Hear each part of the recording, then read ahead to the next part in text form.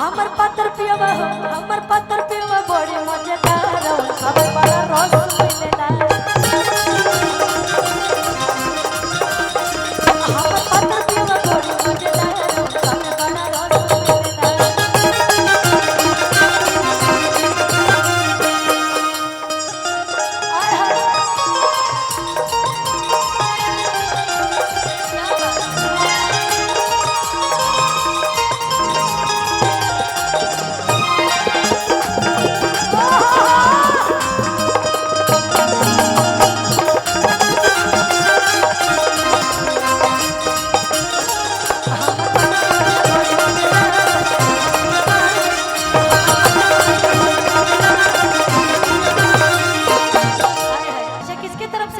आप भी उन्हीं की तरफ से आई हूँ ठीक है, लेकिन मैं भैया भाभी बोल रही हूँ। मेरा रिश्ता अलग आपका रिश्ता अलग है। तो अंकल वो लाइन है इनकी निगाह दो क्या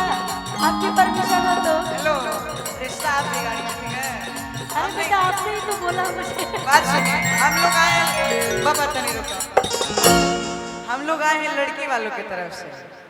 मुकेश अंकल की बेटी की शादी आपने क्या बोला भौजी तार बहनी हो गई पहले रिश्ता आप बिगाड़ी आप दूल्हे को भैया बोल रही हैं और दुल्हन को हम मैं आपके लिए गाऊं या नहीं आपकी परमिशन होगी तभी गाऊंगी मैं ऐसे नहीं गाऊंगी गा दो ना अब ये बोल दिया मेरा दोस्त बिल्कुल भी नहीं अब क्या गा रही है हमको थोड़ी पता है इसीलिए ना बोलो सोच समझ के बोलिए बोलिए कुछ अच्छा ही बोलेगा आपके लिए बुरा नहीं बोलेगा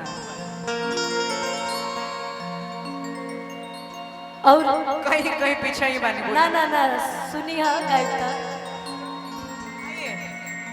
कि कुर्सी मंगवले एकदम तारा साइज के बार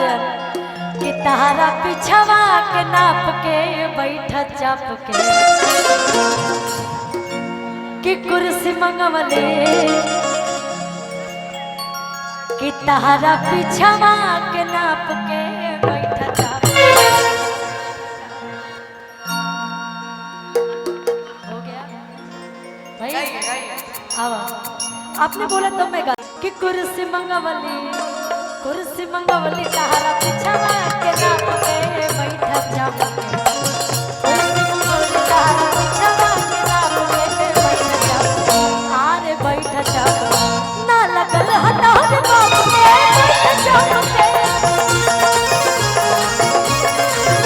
ना लगल हटार बाप के बैठा चाप के अरे मीठा मगईनी रहुआ कुहरा के नाप के खाई चाप मीठा मगईनी रहुआ कुहरा के नाप के खाई चाप आज खाई चाप कितना लगल हटार बाप के बैठा चाप के उतना आगे नहीं जाते हैं क्या जाता दायरे में ना लगल बसूनी आपके खाई चाप ना लगल बसूनी आपके खाई चाप इस मासूम से चेहरे को देख के मुझे तरस आ गई और एक लाइन भी याद आ गई अब बिहार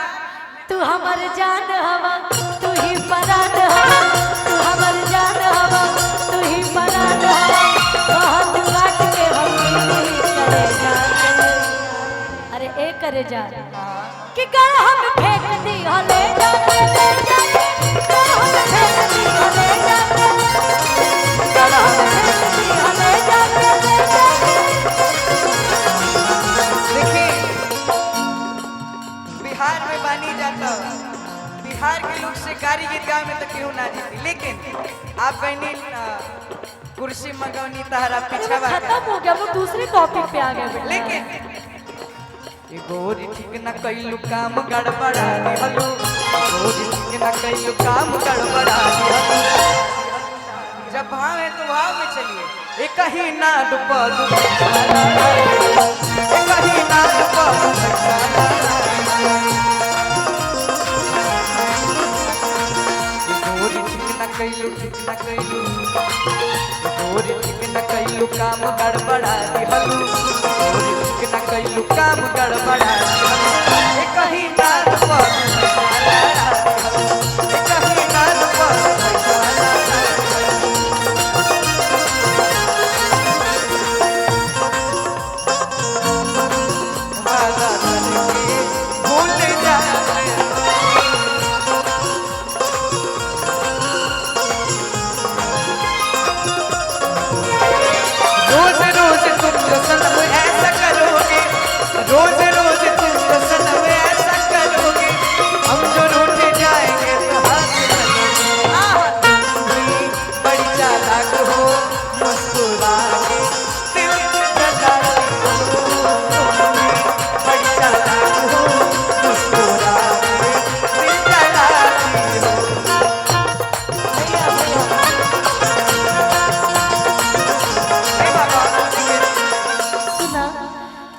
मेरे जागने से पहले हाय रे मेरी किस्मत,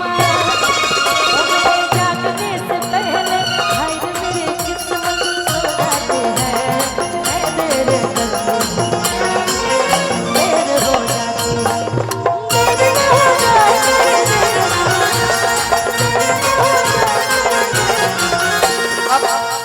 चाचा जी की तरफ से ढेर सारा पुरस्कार मिलन, इनके माध्यम से हम सब लोग आइल बनी जा। एक बार जोरदार ताली आप सब लोग बजाइए जा। ओ माटी को सोना कर दे, अरे ऐसी कलाकारी है, ओ हाँ हम बिहारी हैं, थोड़े संस्कारी हैं, ओ हाँ हम बिहारी हैं, थोड़े संस्कारी हैं। ओ माटी को सोना कर दे, माटी को सोना कर दे, ऐसी कलाकारी। ढेर सारा आशीर्वाद चलत रहे के बाबा का। माटी को सोना कर दे, ऐसी कलाकारी है। अरे माटी को सोना कर दे,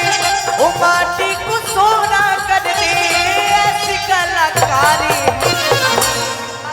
लाइन काहे बाटे, हाँ हम बिहारी हैं जी, थोड़े संस्कारी हैं, लिमिट में। हाँ हम बिहारी हैं, थोड़े संस्कारी हैं, ओ हाँ हम बिहारी हैं, थोड़े